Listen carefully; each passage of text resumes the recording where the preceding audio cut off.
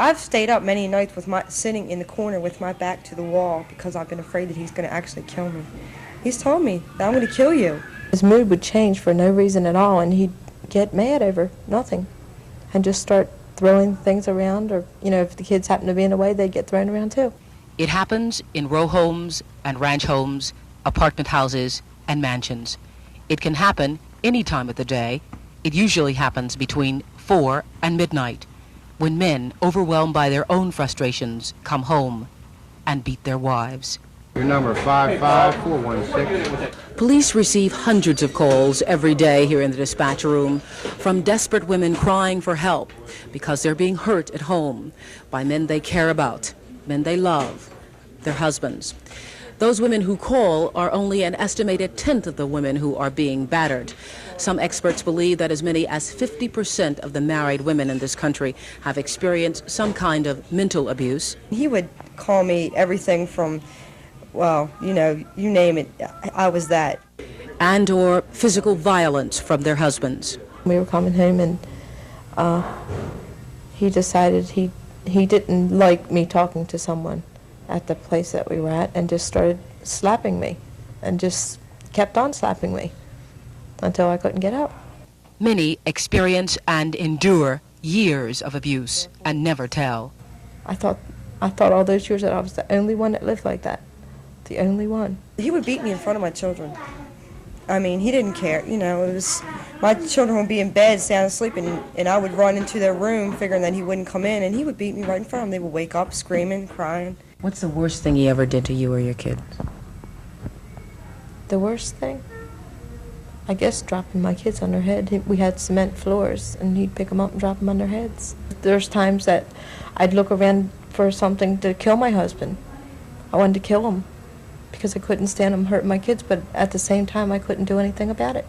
Some women have fought back and killed their husbands after 5 years of being knocked down, beaten up, chastised. Cindy Hutto shot her husband in the back while he slept. And he was laying down, and he wasn't looking at me, and I just pulled the trigger, and Bubba moved a little bit. And I was so scared he was going to get up and get me again.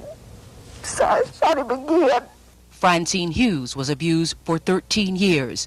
Finally, one night, she decided to end it. I started dumping the gasoline around the floor.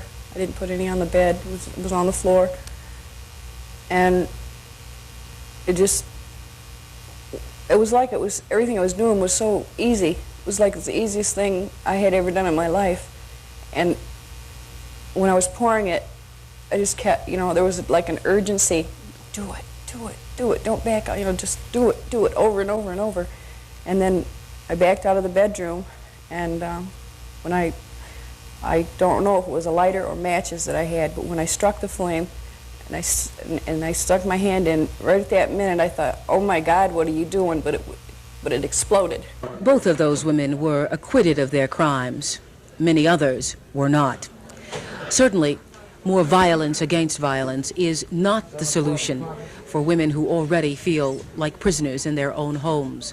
But the question is always asked, if these women who span the scope of ages and backgrounds, some are secretaries, lawyers, teachers, nurses, reporters, housewives, if indeed they do hurt so badly, then why do they stay? Some of them will answer that question tomorrow. Oprah Winfrey, Channel 13, Eyewitness News.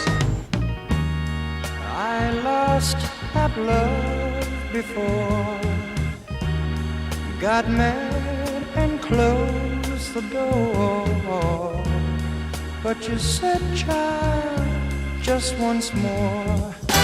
I chose you for the one, now we're having so much fun. You treated me so kind, I'm about to lose my mind. You made me so very happy, I'm so glad you came into my life.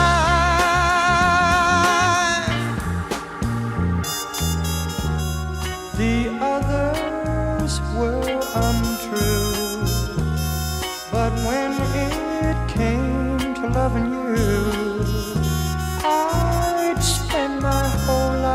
with you. 'Cause you came and you took control. You touched my very soul. You always showed me that loving you is where it's at. You made me so very happy. I'm so glad you came into my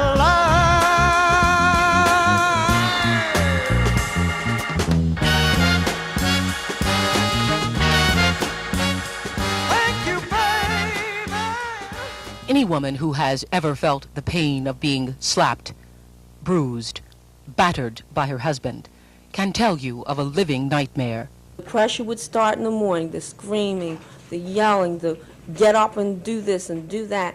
And by the time I got to work, I was late. Then I was trying to cover up, and I'd say, oh, the children were sick, or, oh, you know, some kind of excuse. And I just did not have the strength, to just deal with that and to work any longer than a year. I'd always told him I'd never ever put up with anything like that. And each time it happened, I promised myself I'd never put up with it again. And after a while, I tried to hide it from myself even.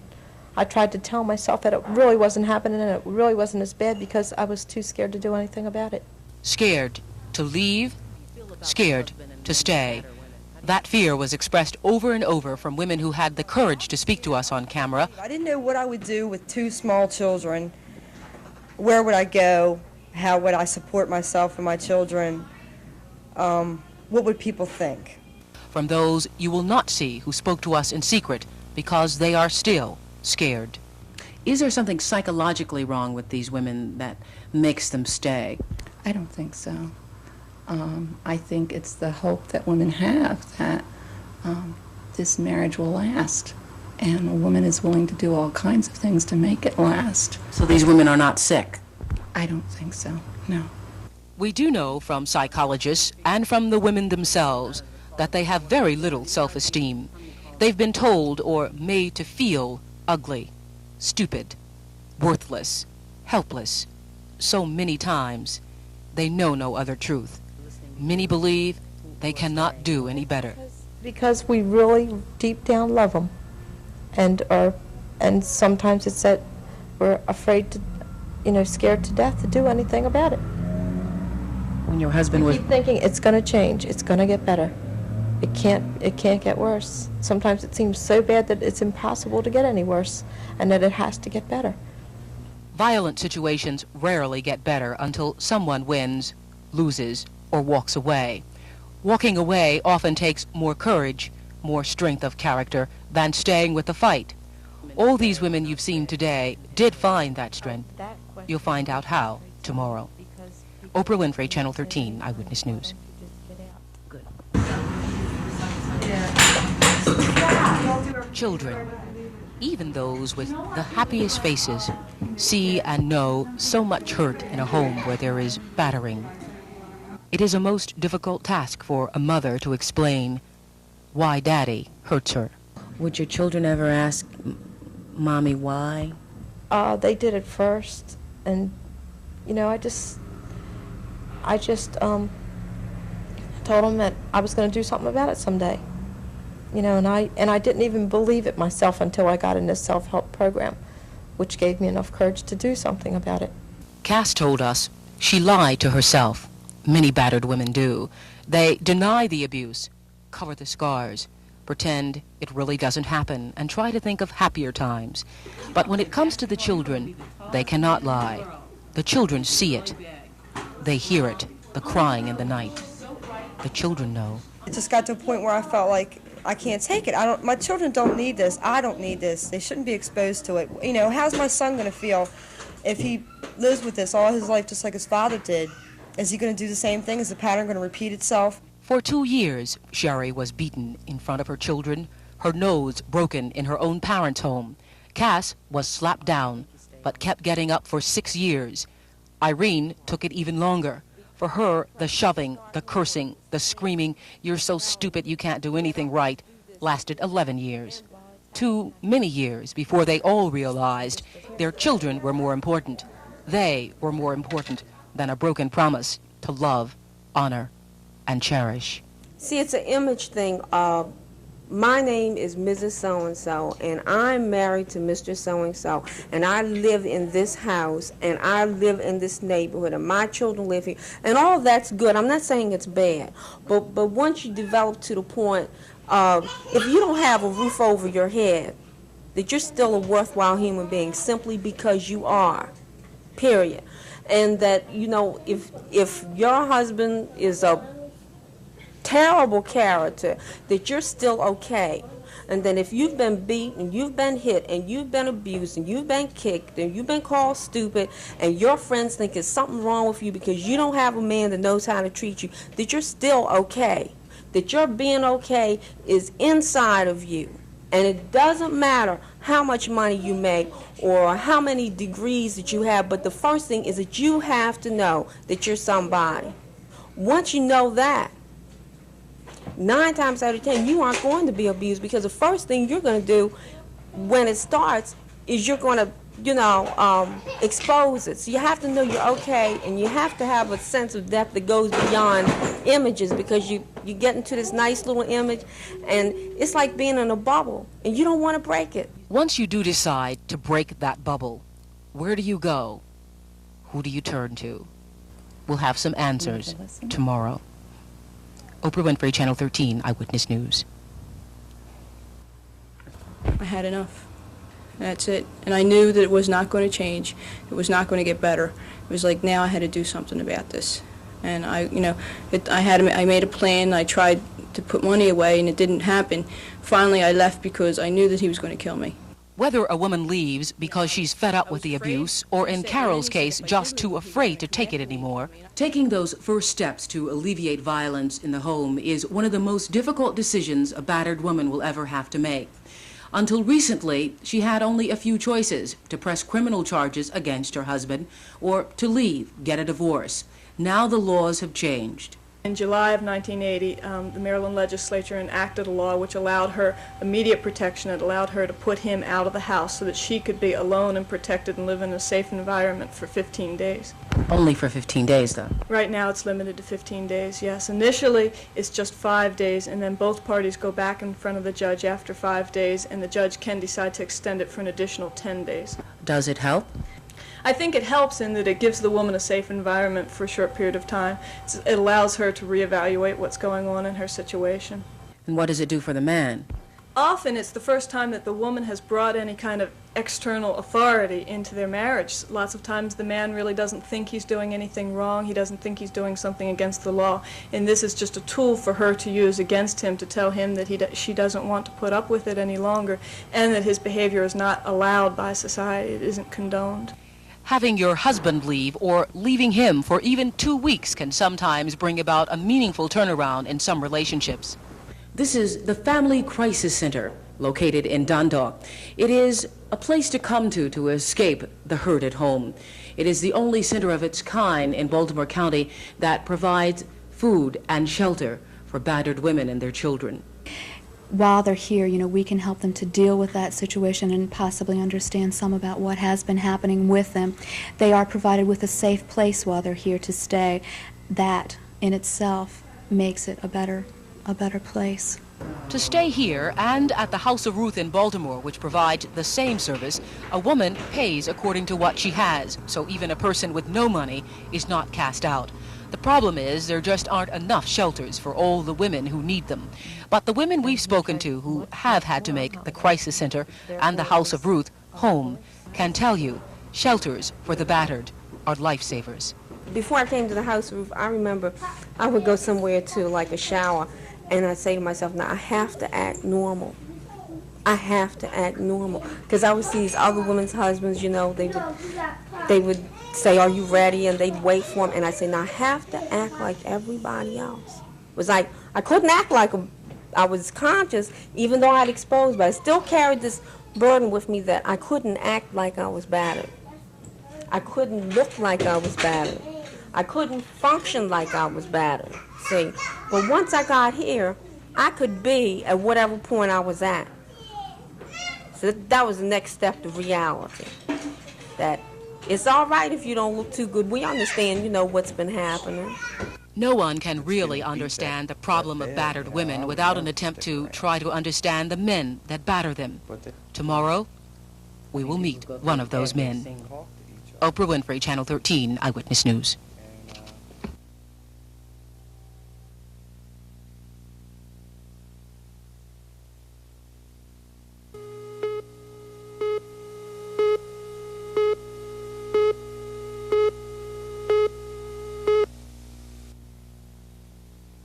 I would get violent. I would break things, push her around, do things like that. And you never saw that as a problem? You never thought maybe there was something wrong with you or that people didn't behave that way? Well, right now I'm talking about years ago, you know, when this first came up, and then I was young, and no, I didn't see it as a problem then. But as I grew older, you know, I could understand that you weren't supposed to do that, but I couldn't control it. You know, didn't have the means to control it myself. It was not until Paul's wife left him and he became engaged to another woman whom he also slapped around did he realize he had a serious problem and sought professional help. The kind of man who beats his wife is the man who has grown up usually with violence in his childhood.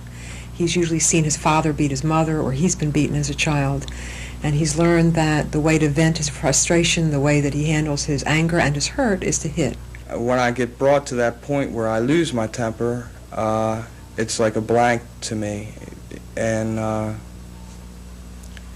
like I didn't see the person that I was hitting, or I didn't realize the things that I was breaking, you know, until like after the whole incident was over. And then I would look around and I would see my wife or girlfriend crying, and like all the things that I'd done to the apartment. Would you be ashamed? I was very ashamed. I still am ashamed of the things that I'd done in the past. These men are tremendously hurt. They're also often very fearful, and they see their wives as often very powerful people, and they don't have any idea how to negotiate with them. But we have had men who've walked in here and who've said, look, you know, I think that this is all right for me to do. We did have a man in the group who used to talk about, I didn't know it was against the law to hit my wife till the judge sent me here. What do you think, Paul, causes a man to beat his wife? What causes that kind of violence? Is it a lack of respect for women, or a feeling of ownership, a feeling that a woman is a part of property? What do you think? Well, a lack of communication between the two people, and I guess a man does feel his masculinity a little bit more, you know, like can feel that he is stronger than a woman, you know.